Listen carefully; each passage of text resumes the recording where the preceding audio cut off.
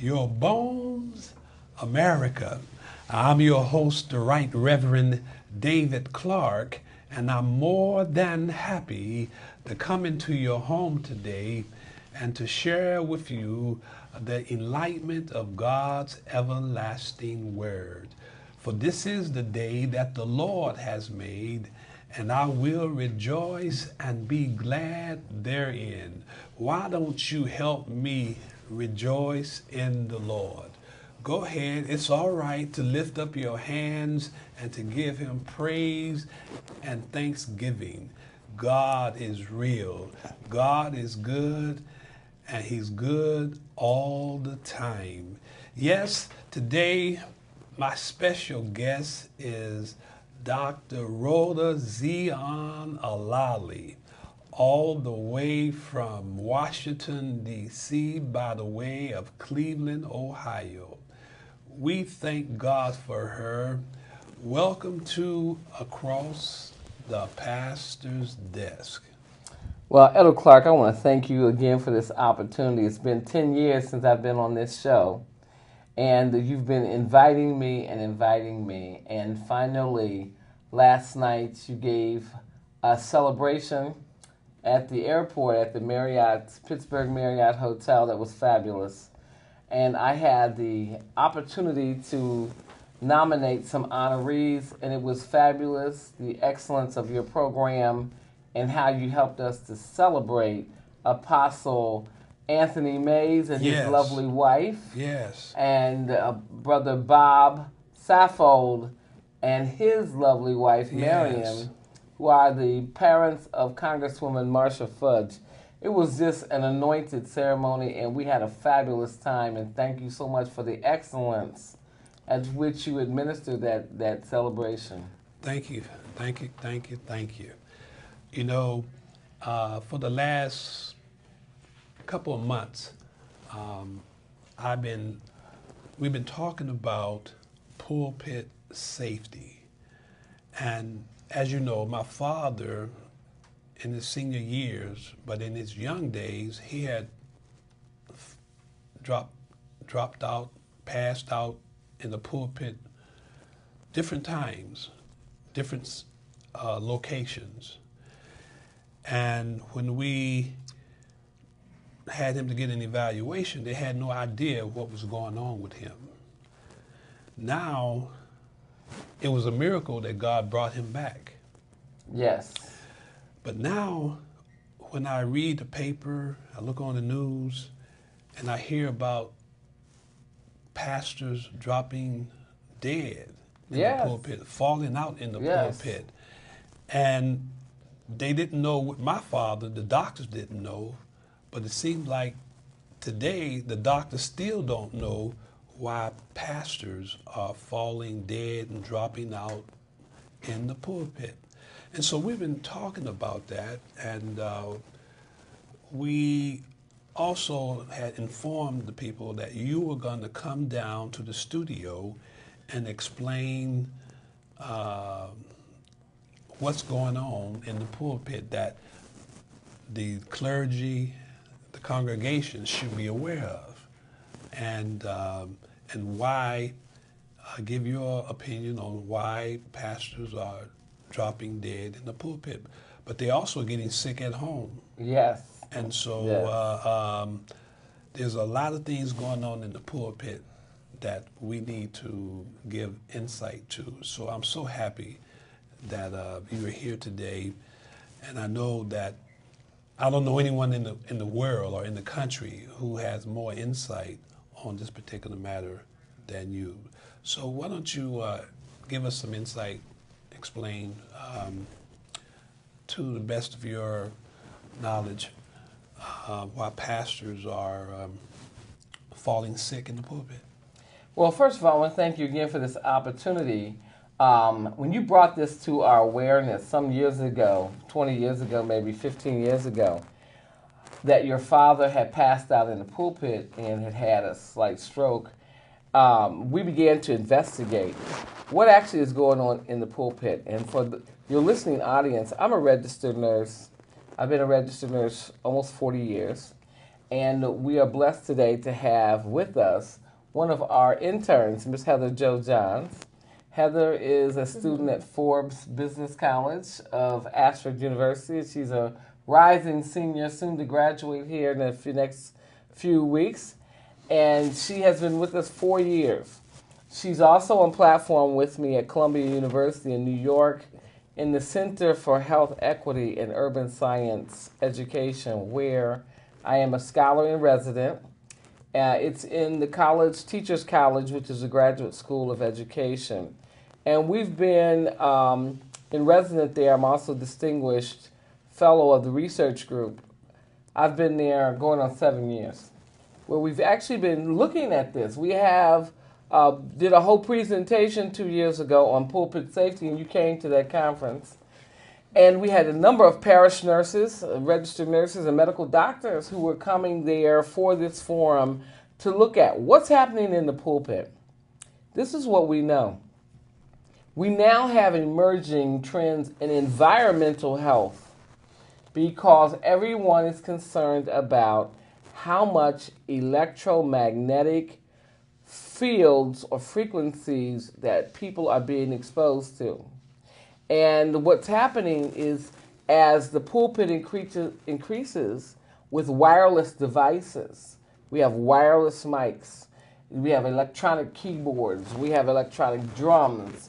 The choir now has wireless mics, and there are a number of wireless dynamics in the pulpit, and nobody is paying attention to the magnetic dynamics of all of that electricity. Yeah.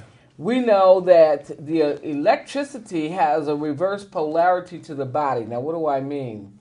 That scientists say that electricity, if it's alternating current, it has a right spin, spins forward, and then at some point it will spin backwards.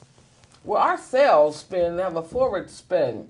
Medical science documents the right oscillation of a cell, and that supports its ability to carry oxygen to tissue and nutrients to tissue and remove toxic waste. Right. And so when a pastor is preaching in all that wireless dynamics, and then you go to the hospital, if you go to a hospital, they say, turn off your cell phones because they can alter machines that are life supports or essential for managing patients. Well, the same dynamics is happening in churches. People are coming in with their cell phones, their tablets, as a mode of reading the Bible, with the pastor. And that's binding up with the wireless infrastructure in the pulpit. And so it's hard to imagine that your pastor is trying to preach and he's getting tased like a taser gun. But the same radiation that's in a taser gun is called non-ionizing radiation, is in wireless devices and electrical current. And yes, it's conceivable that, and it's probable, that all of these electronics in the pulpit are binding together and electrocuting, giving a low level of electrocution to people while they're presenting. It is a potential risk that has to be evaluated. Yes. And so you had on the show earlier, on another television show that we did with you earlier today, the Right Reverend Apostle Anthony Mays, who is president of the Breakthrough Bible College in National Harbor, Maryland. Yes. And his college has launched, they're using our curriculum to do pulpit safety campaign and encouraging a number of medical doctors, nurses, engineers, to take that. Every single church needs a health physicist. They need someone who is quantifying these numbers before pastors are allowed to get in the pulpit and preach. Absolutely. So this is a real concern. And so Heather has been surveying some of these pulpits. We actually had a pastor in Virginia who had a wireless mic, and God told him to put the mic down and turn the mic on the podium. And just as he put the mic down and went to turn the mic on the podium, the mic exploded in the middle of the Sunday morning service. What you say? If he had not laid that mic down, he would have been dead. What? We have a young pastor in Houston, Pastor Kyle, He was baptizing, getting ready to baptize, and asked one of the deacons to hand him a wireless mic in the baptismal. They handed him in the pool. In the pool. He was in the baptismal pool, getting ready to baptize somebody. He asked for the wireless mic to bless the water and got electrocuted. There has to be an intentional training about safety when you're using these wireless electrical devices in the pulpit and in the sanctuary.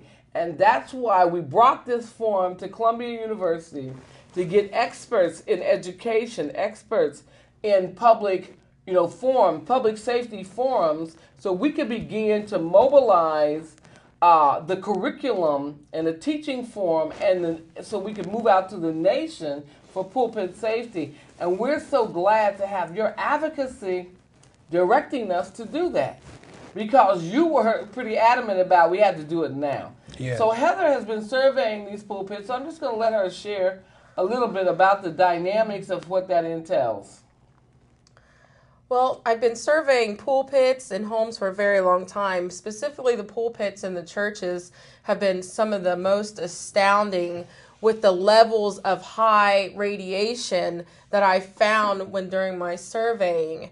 They're actually standing between 4 walls that have severely high levels of electromagnetic frequencies that they're being exposed to, and not only the frequencies from their microphone, but from the wiring, from the walls alone. And then we don't even take into consideration with the Wi-Fi frequencies that are converging in the air as well. So you have the high levels in the wall, you have the microphone frequencies, and now we have this Wi-Fi, and it's just causing this big chemical convergence, which is not anything new to why there are so many pastors and ministers and choir members always getting sick up in the pulpit. It really makes sense. And how so many people in the churches are developing these disease and sicknesses, whether it be from obesity to other things of that nature, heart disease.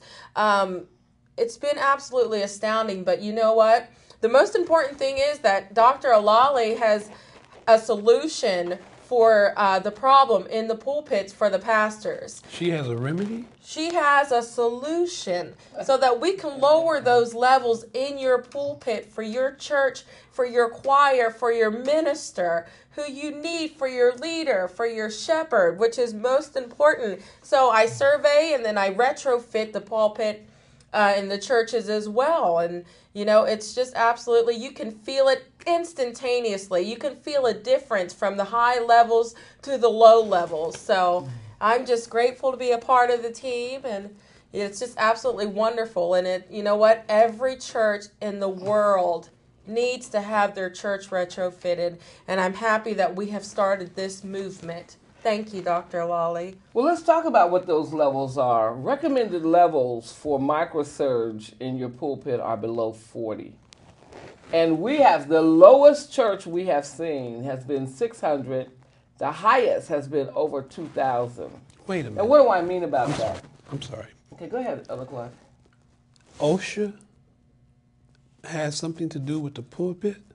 Absolutely. OSHA has a new revised regulation saying that if you have employees, some ministers of music are paid employees, some administrative staff, and of course you have pastors, associate pastors, you have administrative pastors that are on that pulpit. If you are an employee of the church, OSHA now mandates that the church has to give you protective gear if you use any energized machinery. Any. Now, why is that? Any. OSHA has also published a booklet called Controlling Electrical Hazards in the Workplace, and the sanctuary is certainly a workplace for some. Hostile environment. And it tells you that when you have a lot of microsurge, a lot of stray voltage, a lot of static in your electrical system, you can actually cause inflammation and injure the heart. You can cause swelling of the blood vessels called angiitis, or even of the subcutaneous tissue called angioedema. And so these are real health hazards that we're beginning to look at. because as many pastors wear those wireless systems, Yes. we're seeing an increase of prostate cancer, colon cancer, and heart failure. I've never seen so much congestive heart failure in pastors and ministers of music, so much heart disease in our ministers that are on these keyboard organs. And we did a show with Bishop Johnson out in Los Angeles where he had developed all these health problems. We went into his sanctuary, into the pulpit, and he had sustained exposure to over 1,500 BMUs of radiation. My goodness. And it because he was constantly in the sanctuary. He has one of those multi-purpose sanctuaries, so there's a lot of activities that goes on. He was really, his health was really compromised. And so he did a whole television show on Pulpit Safety Campaign. I think I shared that with you. And it's a movement that we're creating. We have the privilege of sneaking in some news. We hope Apostle Mays is listening and his lovely wife, because his college is the first to license our curriculum on pulpit safety, and they're having their first training next weekend. And we have a registered nurse that's already signed up. Before we even put out the advertisement, she's bringing a group from her church. Yes. So we're going to do a private training for them even before it gets launched publicly, because she said there's so much health disparity in her church. We have worked with so many vocalists who are having problems with the thyroid. Yes. Because they're singing with the mic up and it's radiating to the thyroid. Yes. And I got breast cancer and a stroke. And if they're wearing wired glasses, like me. Absolutely. They can actually, if you have glasses, the Environmental Protection Agency that we know as EPA actually advises for people to remove their glasses when they're on the cell phone in particular, cordless phones, and even landlines, because glasses have still infrastructure that can conduct radiation like an antenna and broadcast it 6 to 10 inches into the skull. And children, wear glasses to remove their glasses when they're on the phone, because their brains have more water and will conduct that radiation to other organs that are in cells that are in the skull. Yeah. So that's a great point for you to point out. And so we have found a solution that Heather referenced. It's called Nanos. It's a little postage square. I'm not sure if the camera can zoom in on this little square. It's 1 inch by 1 inch. And I developed breast cancer. And I told God that, I said, God, I've been a nurse for so long, and I've always tried to bring your mercy into my nursing skill and patient care. I said, and now it's time, I need some mercy. And I asked God, and God made an opportunity for me to go to Germany to meet some German doctors that deal with medicine a little differently. Number one, they understand radiation. And number two, they have environmental health care models. They don't just deal with what's going on inside of the body. When you have any type of disease like cancer, heart disease, diabetes, Alzheimer's, or even autistic children, the engineer is coming to your house if you're in Europe to evaluate the levels of radiation to see if indeed those radiations are making you radioactive, and therefore your body responds adversely to medication and treatment. Do they come into the churches also? They come into the churches, they come into offices, churches, schools. In Germany in particular, electromagnetic fields are intentionally monitored. They're intentionally mitigated because they believe that they can cause cancer, heart disease, and are contributing to 9 of the top 10 diseases killing people in the world. Wow. With heart disease and cancer being up and diabetes being at the top of the list. And so I learned about radiation blockers. NASA, the space industry, says if you're going to deal with radiation coming from electricity, you have to block it. Most radiation blocking devices for personal use started about $7,000. When they started quoting me $7,000, $15,000, I'm like, God, that's not in my budget right now. I can't afford that right now. So please, I'm begging for your mercy. And God was so merciful to me. He gave me the wisdom to invent this technology. I'm the first registered nurse to win a gold medal in engineering for this technology, and you were my coach. People don't realize you're such a genius. when I didn't have confidence in myself to bring this technology to commercialize and bring it to market, you said you would help me. Matter of fact, my friend, a medical doctor, Dr. Smith Incas, called you and said, listen, I have a young lady at the time who needs your help. She really needs you to help, and I know you have the wisdom, and you agreed to coach me. And part of that coaching was building my confidence because I didn't have the confidence to get on a global market. And we prayed, and a miracle happened. God sent to me a medical radiation specialist from Green College of Oxford University. Yes, remember that? I remember. In this little small country town I'm living in Wilmington, Ohio, a gentleman stops for ice cream, and the realtor, he starts talking about the environmental issues and how people were getting cancer. The realtor said, do you know Dr. Lally? He says, no, I don't know her. He said, I'm begging you, go 2 blocks down the street. That's her little lab there, and go talk to her about environmental radiation. And this medical doctor was so merciful to me because he taught me the things that I needed to know to re-engineer this product and make it what it has become. And then you brought me to Pittsburgh, and you said, I want you to come a year before the Impacts competition. I want you to come to Impacts in 2010. I want you to see how the competition is conducted. I want you to look. I mean, this is like a huge event. 20,000 people from around the world come. That's right. Almost 1,500 people compete, from multiple nations. At the time that I competed, there were people from 44 different nations. And when they announced that I was the winner of the gold medal for the United States, I was like, wow. I mean, I practically fell out.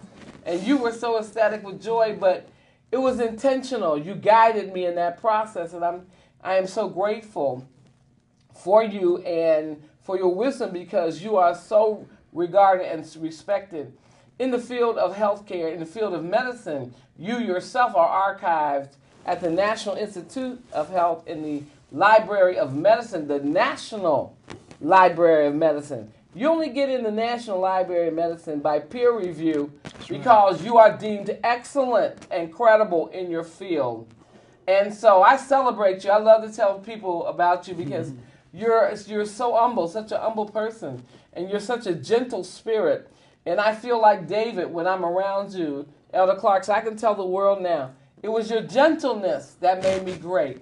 When I was so resistant and I was giving you all kind of attitudes, and you were trying to push me in a world that was totally foreign to me. All these people, all this pressure for 3 or 4 days, thousands and thousands of people. I mean, I was totally out of my element. But with your gentleness, you just continued to affirm me, to give me confidence, and rejoice over me. You were so tickled that I even agreed to go before this huge competition that was like bigger than life. Yes. But your gentleness gave me the fortitude to be born. Thank you. And so now what you have birthed in me is a global movement. Yes, yes. It's hard to believe that this little square is now in Canada. Yes. It's in Nigeria. Yes. It's in Iceland, of all places. A medical doctor is using it in Iceland. It's in France. Professional basketball players are wearing it in France. Professional football players are wearing it in the U.S., and we have one of the most famous NFL players. He's retired now, but if you've not heard of Michael DeForest Wilson.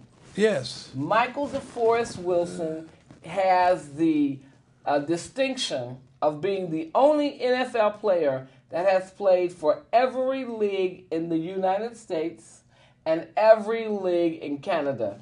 He was double Super Bowl MVP for the Canadian Edmonton Eskimos. And Mike Wilson wears this in his shoes.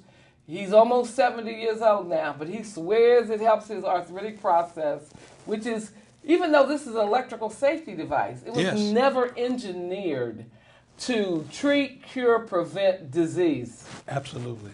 People have taken it out of their shoe. A mother discovered it would stop seizures.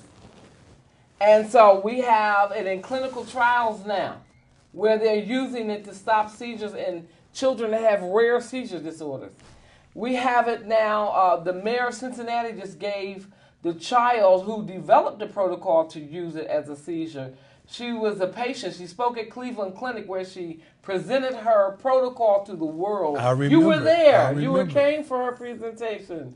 And now her protocol is being used by doctors in Las Vegas, doctors in Los Angeles, doctors in Washington, D.C., North Carolina, and in New York. It's amazing how this little technology that was born in Wilmington, Ohio, a little country town north of Cincinnati, is now reaching the world.